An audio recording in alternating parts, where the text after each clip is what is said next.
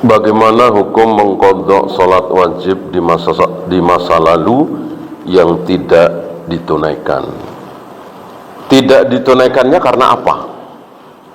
Sengaja, malas, meremehkan, maka mau diqadha dengan salat 1000 rakaat, atau setiap ada waktu sholat, terus niatnya mengqadha sholat yang dulu kita tinggalkan waktu masih muda, dan sekali lagi meninggalkannya karena malas, meremehkan, maka dengan jutaan rakaat pun tidak tertebus, tidak bisa ditebus.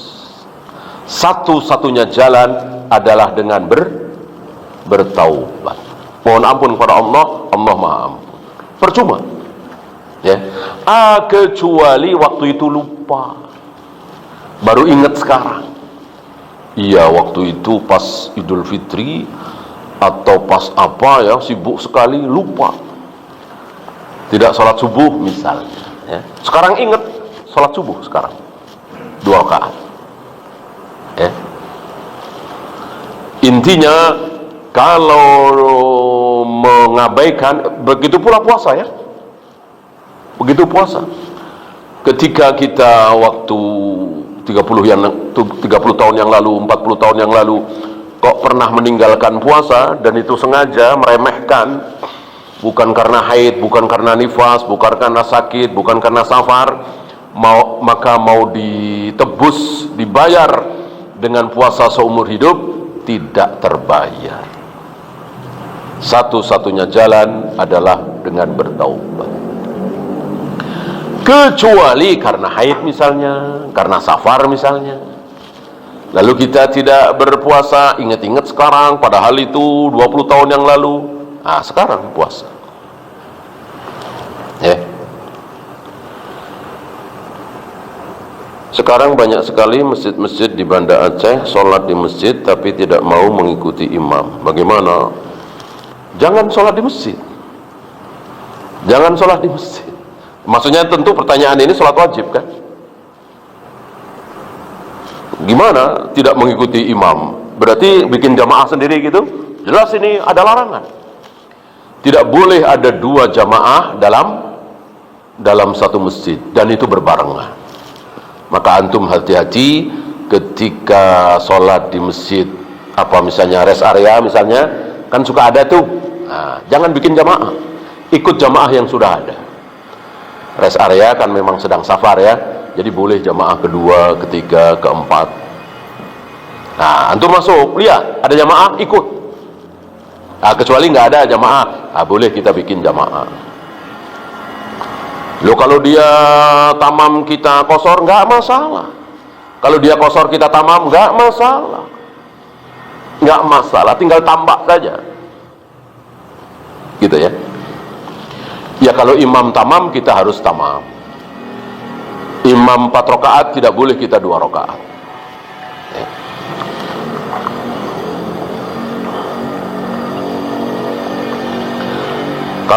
Kalau kurban, mana yang lebih utama, kambing atau sapi? Ya tentu sapi. Semakin banyak pengorbanan, semakin banyak pahala, kan jauh lebih mahal sapi, ya kan? Kecuali pertanyaan antum, 1 sapi dengan 7 kambing. Ini khilaf bainal ulama, ya. Secara apa yang bisa kita lihat, dengan adanya 7 kambing, berarti kita menyembelih 7 kali. Bismillahi Allahu Akbar 7 kali. Kalau sapi kan 1 kali.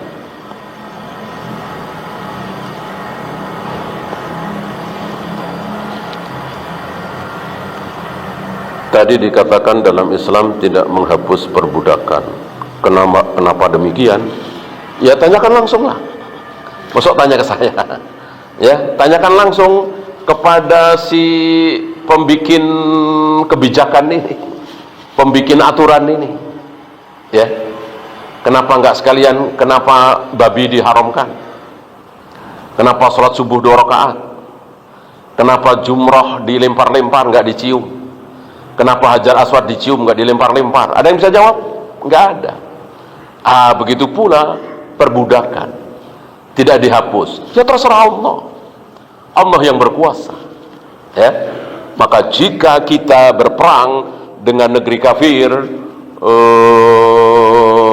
Singapura misalnya, ya, misalnya, kita menang, ya, maka kita boleh memperbudak orang-orang kafir itu.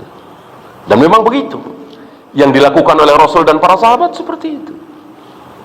Tawanan perang ketika kalah dan tidak mau masuk Islam dijadikan budak. Aturan siapa ini? Aturan Allah. Berani mengkritik aturan Allah? Jangankan seperti itu, lihat Nabi Ibrahim suruh nyembelih anak saja, ini kan perintah apa ya, istilah kita perintah gila lah. Masa bapak disuruh nyembelih anak? Tapi karena ini perintah Allah, Nabi Ibrahim sami'na wa ata'na. Nabi Ibrahim siap betul-betul mau nyembelih. Nabi Ismail siap betul-betul mau disembelih. Gak tahu kalau akhirnya diganti dengan kambing, itu nggak tahu. Nggak ada Nabi Ibrahim paling ntar diganti lah sama Allah lah. Mosok sih anak disembelih, ya paling ntar diganti apalah. Nggak ada. Nggak ada pikiran seperti itu pada diri Nabi Ibrahim, Nabi Ismail, ya, atau Jibril membisiki gitu. Nggak ada. Yang tahu rencana itu hanya Allah. Maka betul-betul Jibril disuruh membawa kambing kibas itu betul-betul setelah goloknya Nabi Ibrahim menempel di leher Ismail. Serius, betul-betul mau menyembelih. Ismail siap mati, ya. Kenapa nggak tanyakan ini? Kenapa cuma sekedar budak, ya? Nah, kecuali bertanya hikmahnya apa baru. Kalau hikmah, otak antum dengan otak saya beda kalau masalah hikmah, ya.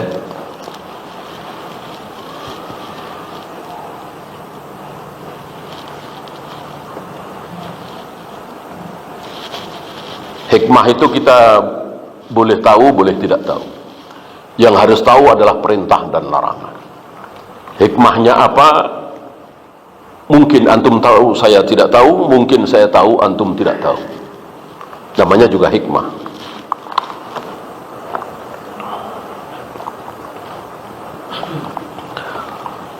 Apakah berdosa saat merayakan Idul Fitri dengan bersalam-salaman? Salam-salaman secara wajar. Ketika kita bertemu dengan saudara kita, saya bertemu antum, antum berdosa, disunahkan salaman apa tidak? Iya kan? Nah, hari itu Idul Fitri, tentu kita ketemu kan? Ketika sholat, ketika mau sholat Id, kita salaman kan? Jadi tidak ada salaman khusus. Salamannya ya umum. Karena salaman ini walaupun dilakukan oleh orang kafir juga, tapi akal kita tidak bisa mencerna kenapa harus salaman. Ada seorang profesor doktor membahas bahwa kenapa kita harus salaman. Nabi aja nggak bahas, ya. Maka salaman jatuh ke ibadah mahdoh apa ghairu mahdoh? Tentu mahdoh. Dan ada manfaat dari salaman di mana? Nanti di akhirat. Di dunia kita nggak dapati manfaat, ya, bukan hikmah tadi. Kalau hikmah ya.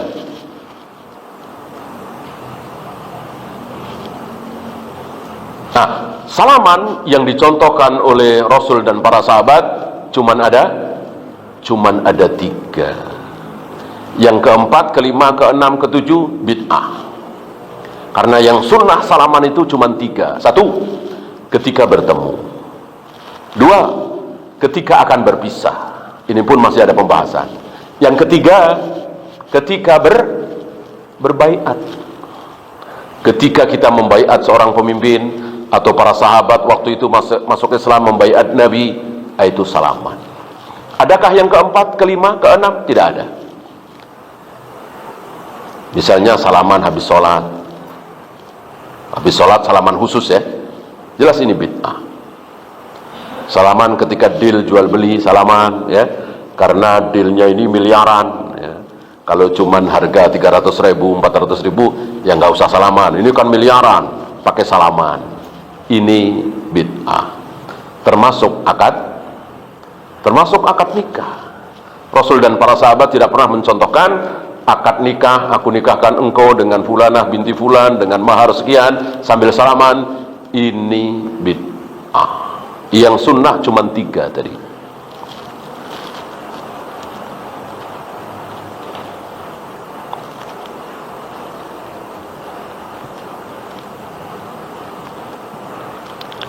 Termasuk sholat yang sendiri-sendiri ya, tentu tidak boleh. Misalnya antum masuk ke masjid, di masjid itu sedang sholat berjamaah, antum tidak mau ikut berjamaah, sholat sendiri, ya tentu ini bodoh sekali. Milih 1 daripada milih 1 juta daripada milih gaji 1 juta daripada 27 juta. Saya kira tidak tersembunyi bagi antum, orang yang sholat berjamaah itu berapa kali lipat dari sholat sendiri? 27 derajat. Ini kan hadis dari kita kecil ya. Ketika kita bekerja, gajinya 1 juta. Tiba-tiba ada yang nawarin, udah kerja di tempat saya saja, di perusahaan saya, kerjaannya sama persis seperti kamu. Gajinya berapa? 27 juta. Kira-kira antum pakai mikir nggak? Tar dulu ya, saya pikir dulu ya Pak. Saya kira nggak pakai mikir-mikir. Orang kerjaannya sama, capeknya sama, yang di sini cuma 1 juta, yang di sana 27 juta, ya nggak pakai mikir lah.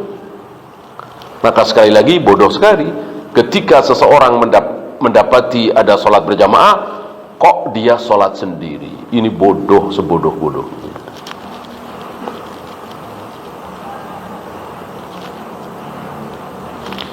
Seorang wanita yang ditinggal mati oleh suami, apakah tidak boleh keluar rumah selama 4 bulan? Bukan cuma 4 bulan, kurang berapa? Arba'ata asyurin wa asyra, 4 bulan plus 10 hari. 4 bulan 10 hari. 4 bulan masih kurang. Yang benar 4 bulan 10 hari baru boleh keluar, baru boleh berdandan, baru boleh menerima lamaran dari laki-laki lain, dan seterusnya dan seterusnya. Selama 4 bulan 10 hari itu namanya masa iddah. Kecuali dia hamil. Di saat suaminya meninggal itu dia sedang hamil. Maka kapan berakhir iddahnya? Ketika anaknya lahir, walaupun seminggu yang lalu suaminya baru meninggal. Jadi kalah dengan bayinya lahir, anaknya lahir ya. Maka ketika dia hamil dan anaknya belum lahir, belum boleh keluar rumah, berdandan, menerima lamaran, apalagi nikah, dan seterusnya dan seterusnya.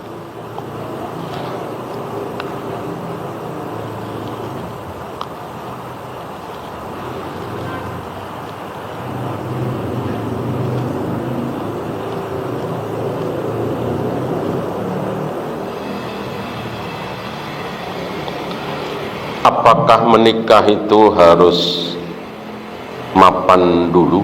Apa yang dimaksud dengan mapan?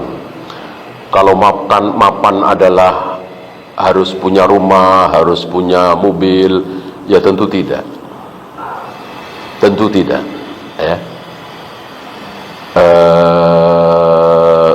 Nunggu sampai punya rumah, punya mobil sampai umur 40, 45, 50.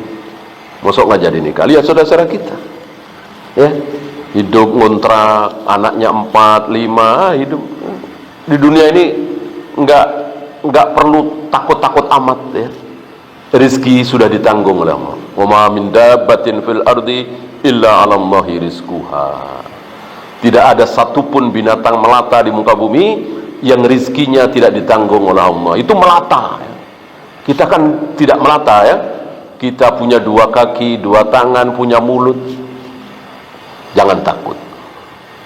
Takutlah kita bagaimana nanti di kuburan, bagaimana nanti di mizan, bagaimana nanti kita di sirat, bagaimana kita sampai ke surga apa jatuh ke jahanam.